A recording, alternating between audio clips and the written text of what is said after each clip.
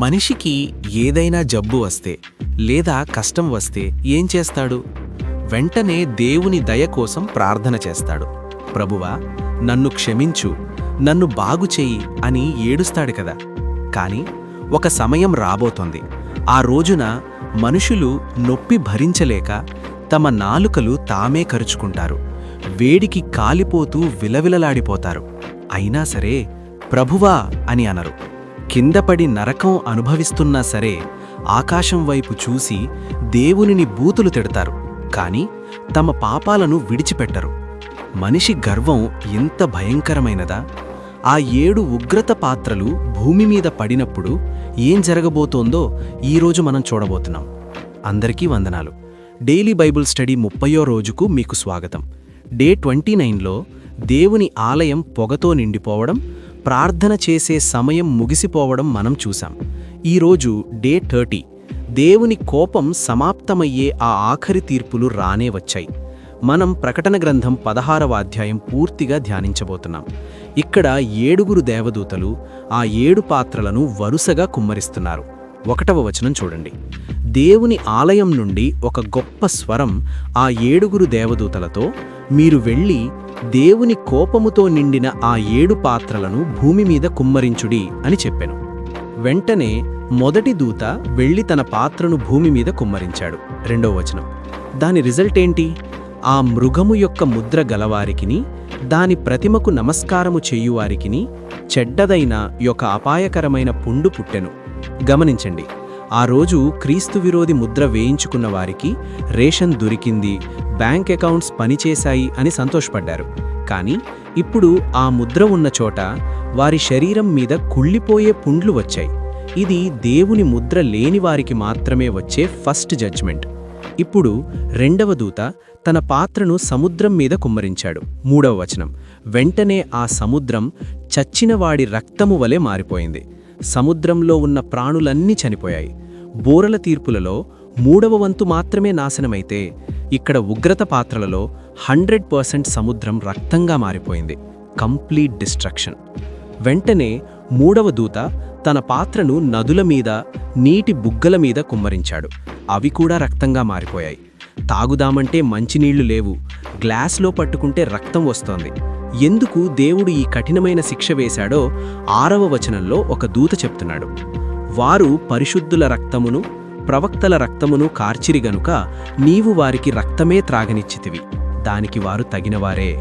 ఎవరైతే దేవుని బిడ్డలను చంపారో వారికి రక్తం తప్ప వేరే ఆహారం లేదు. ఇప్పుడు 8వ వచనం. 4వ దూత తన పాత్రను సూర్యుని మీద కుమ్మరించాడు. దీనివల్ల సూర్యుడు మనుష్యులను అగ్నితో కాల్చుటకు వానికి అధికారం ఇయ్యబడెను. ప్రస్తుతం మనం గ్లోబల్ వార్మింగ్, హీట్ వేవ్స్ అని వింటున్నాం. కానీ ఆ రోజు సూర్యుని వేడి నేరుగా మనుషుల చర్మాన్ని కాల్చేస్తుంది. అంత వేడిలో తాగడానికి నీళ్లు కూడా లేవు. మరి అప్పుడైనా వాళ్ళు ప్రార్థన చేశారా? 9వ వచనం వినండి. ఇది చాలా విషాదకరమైన మాట. మనుష్యులు తీవ్రమైన వేడిమి చేత కాలిపోవచ్చు ఈ తెగుళ్ల మీద అధికారము గల దేవుని నామాన్ని దూషించిరిగాని ఆయనను మహిమపరచునట్లు వారు మారుమనసు పొందలేదు. పాపం మనిషి హృదయాన్ని ఎంత గుడ్డిగా చేస్తుందో చూడండి. వెంటనే 10వ వచనంలో 5వ దూత తన పాత్రను ఆ క్రూర మృగము యొక్క సింహాసనం మీద కుమ్మరించాడు. ఆ క్రీస్తు విరోధి రాజ్యం మీద కటిక చీకటి కమ్ముకుంది. ఇక్కడ పరిస్థితి ఊహించండి. ఒకవైపు శరీరం నిండా పుండ్లు, మరోవైపు విపరీతమైన వేడి, తాగడానికి నీళ్లు లేవు. అంతలో దట్టమైన చీకటి. మనుషులు ఆ బాధ భరించలేక తమ నాలుకలు తామే కరుచుకుంటున్నారు. అంత బాధలో కూడా 11వ వచనంలో తమకు కలిగిన నొప్పులను బట్టియు, పుండ్లను బట్టియు పరలోకం నందున్న దేవుని దూషించిరిగాని తాము చేయుచున్న పనుల విషయమై మారుమనసు పొందరేరి. వారికి దేవుడు శిక్షిస్తున్నాడని, దేవుడు ఉన్నాడని తెలుసు. కాని సాతాను మీద ఉన్న భక్తి వారిని మారనీయటం లేదు.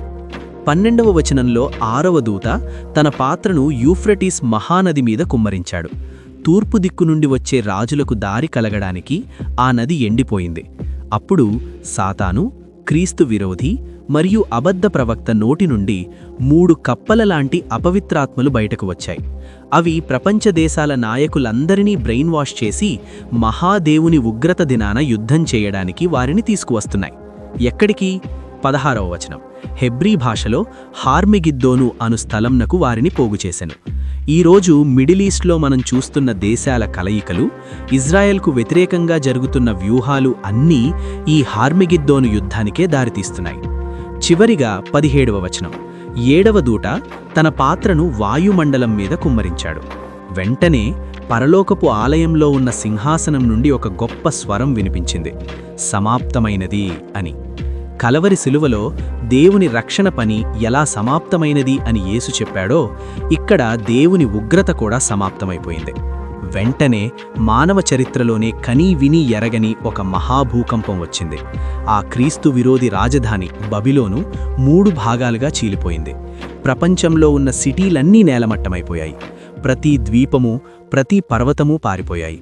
అంతేకాదు, 21వ వచనం ప్రకారం ఆకాశం నుండి 50 కిలోల బరువున్న పెద్ద వడగండ్లు మనుషుల మీద పడ్డాయి. అయినా సరే ఆఖరి వచనం చూడండి. ఆ వడగండ్ల తెగులు బహుభయంకరమైనది గనుక మనుష్యులు ఆ తెగుళ్లను బట్టి దేవుని దూషించిరి. సో ఈరోజు మనం నేర్చుకున్న పాఠమేంటి? మనిషి హృదయం దేవుని కృపకు దూరమైతే అది ఎంత కఠినంగా మారుతుందో ఈ అధ్యాయం మనకు చూపిస్తోంది. ఈ తెగుళ్ళు వారిని మార్చలేకపోయాయి. కేవలం యేసుక్రీస్తు ప్రేమ, ఆయన పరిశుద్ధాత్మ మాత్రమే ఒక మనిషి హృదయాన్ని మార్చగలవు. ఈ రోజుల్లో మనం ఎవరినైనా చూసి వీళ్లు మారరులే అని వదిలేయకూడదు. ఈ తీర్పు దినం రాకముందే, దేవుని తలుపులు మూయబడకముందే మన ఆత్మీయులకు సువార్త చెప్పాలి. మీ కుటుంబంలో కష్టాలు, శ్రమలు ఉన్నా సరే ఎప్పుడూ దేవుణ్ణి దూషించకండి. ఆయనకు లోబడి ఉండండి. ఎల్లప్పుడూ ప్రతి పరిస్థితిలోనూ యేసు రక్తం జయం అని ప్రకటించండి. దేవుని తీర్పుల నుండి మిమ్మల్ని కాపాడే ఏకైక రక్షణ కవచం అదే. రేపు డే 31లో ఈ 16వ అధ్యాయంలో నేలమట్టమైన ఆ బబిలోను అసలు ఏంటి? క్రూర మృగం మీద కూర్చున్న ఆ వేశ్య ఎవరు? ఆ మహావేశ్యను దేవుడు ఎలా తీర్పు తీరుస్తాడు అనేది ప్రకటన గ్రంథం 17వ అధ్యాయంలో మనం రేపు చూద్దాం. అస్సలు మిస్ అవ్వద్దు. దేవుని ప్రేమ మీ హృదయాలను మెత్తగా ఉంచునుగాక. ఆమేన్.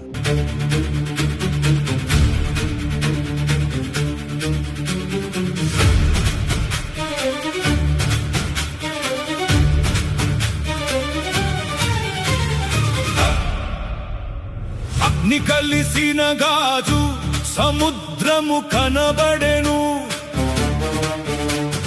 మృగమును జయించిన వారు దానిపై నిలిచిరి. మోషే కీర్తన, గొర్రె పిల్ల కీర్తన పాడుచూ దేవుని మహిమను కొనియాడుచున్నారు. మహోన్నతుడాని తీర్పులు వెల్లడియాయెను.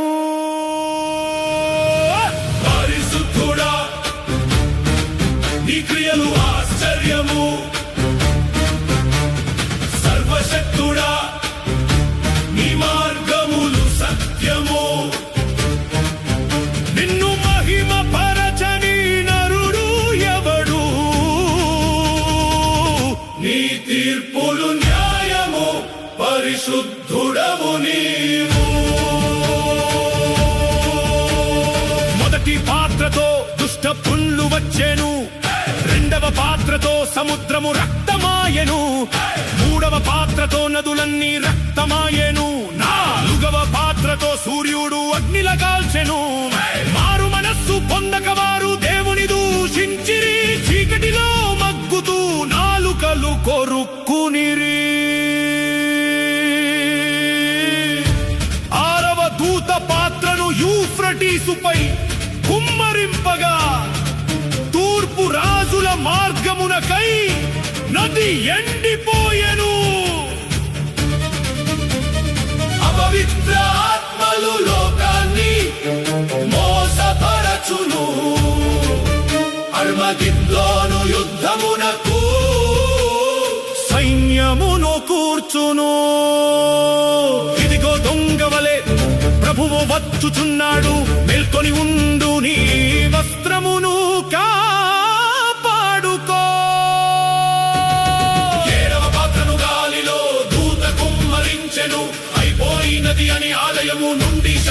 వచ్చెను మెరుపులు ఉరుములు మహాభూకంపము పుట్టెను భూమి పుట్టినప్పటి నుండి అట్టిది కలుగలేదు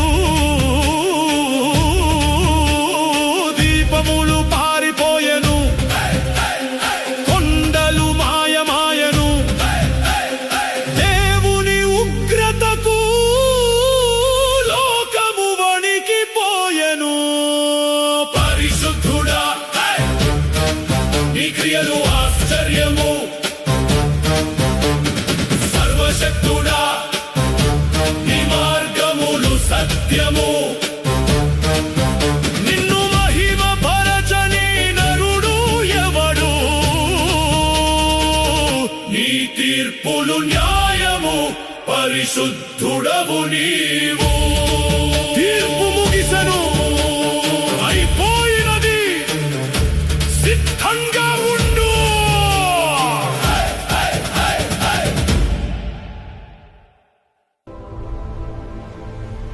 Strength in grace. It's all about Jesus.